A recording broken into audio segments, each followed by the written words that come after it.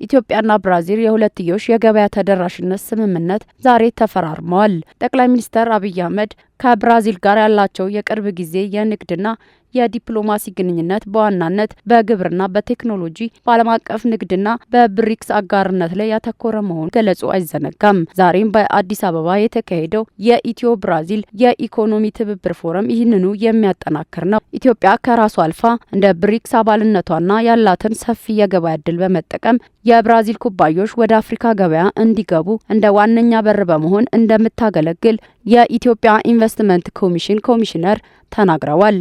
Today's forum is not just an event. It is the beginning of a new chapter in Ethiopia-Brazil economic.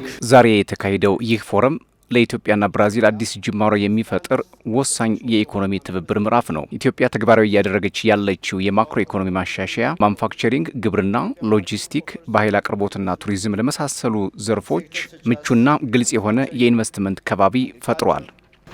ሎጂስቲክስ፣ ኢነርጂ and tourism.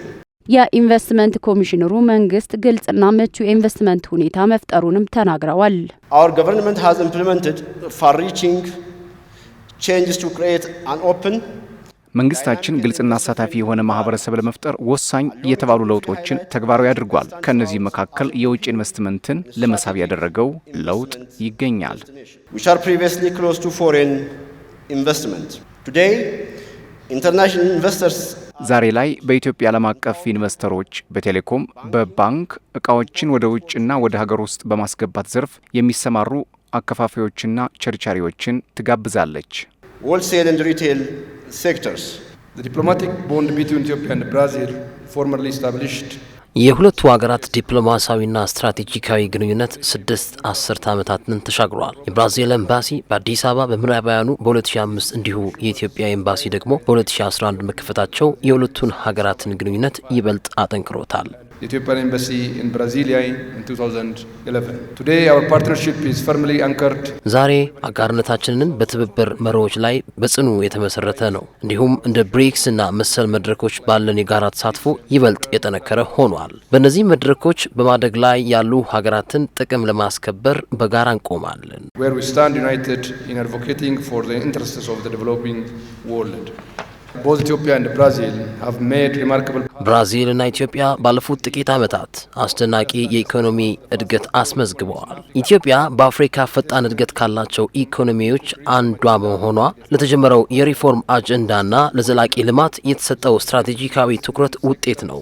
በተለይም በማኑፋክቸሪንግ፣ በቴክኖሎጂና በቱሪዝም ዘርፎች ላይ ያተኮረ ኢንቨስትመንት ጀምረናል። ባለፉት 5 ዓመታት የሁለቱ ሀገራት ታሪካዊ የግምገማ ሰነድ እንደሚያሳየው ድክመቶችን ሳይሆን ያላቸውን ትልቅ የማደግ አቅም ነው። ምንም እንኳን የንግድ ልውውጦችን በአማካኝ በአመት 45 ሚሊዮን የአሜሪካን ዶላር መሆኑ ቢለየንም ይህ ልዩነትም ግንኙነታችንን ገና ያልተነካ ሰፊ እድል እንዳለው ነው። Our shared challenge and more importantly our shared opportunity.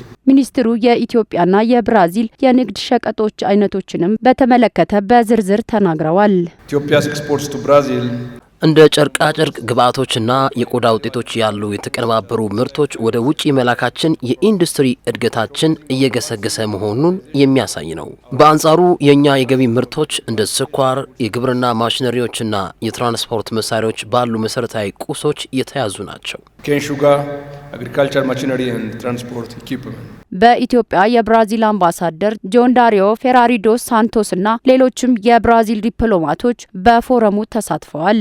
በዚሁ ፎረም ላይም አምባሳደሩ ሀገራቸው ከኢትዮጵያ ጋር በኢኮኖሚ ትብብር የሚኖራትን ግንኙነት አጠናክራ ትቀጥላለች ያሉ ሲሆን በፎረሙ መዘጋጀትም መደሰታቸውን አንስተው በተለይም ለኢትዮጵያ ኢንቨስትመንትና ለንግድና ቀጠናዊ ትስስር ኃላፊዎች ምስጋናቸውን ችረዋል። ሁለቱ ሀገራት በኢኮኖሚ ለማደግ ባሳዩት ፍላጎት ዙሪያም አብሮ ለመስራት ቁርጠኝነታቸውን አረጋግጠዋል። It is my great pleasure to welcome you all today to the Brazil-Ethiopia Economic Cooperation Forum. በዚህ በኢትዮ ብራዚል የኢኮኖሚ ትብብር ፎረም ተሳትፏችሁ በኢትዮጵያና በብራዚል መካከል ያለውን ጠንካራ ግንኙነት ብስለትና እያደገ የመጣውን የጋራ የኢኮኖሚ እድገት ፍላጎት ላይ ለመወያየት በመገኘታችሁ ያለኝን ልባዊ አድናቆት መግለጽ እወዳለሁ። I also warmly welcome Dr. Zeleke Temesgen, የኢትዮጵያ ኢንቨስትመንት ኮሚሽንና የንግድና ቀጠናዊ ትስስር ሚኒስቴር የብራዚል ባለሀብቶችን በግብርና፣ በማኑፋክቸሪንግ፣ በማዕድንና በቴክኖሎጂ ዘርፎች ላይ እንዲሰማሩ ጥሪ አቅርበዋል። ለዚህም የኢትዮጵያ መንግስት ለኢንቨስተሮች ድጋፍ እንደሚያደርግ አስታውቀዋል። ሁለቱ ሀገራት ያላቸውን የኢኮኖሚ ትብብር ለማጠናከርም በኢትዮጵያና በብራዚል መካከል የሁለትዮሽ የገበያ ተደራሽነት ስምምነት ተፈራርመዋል።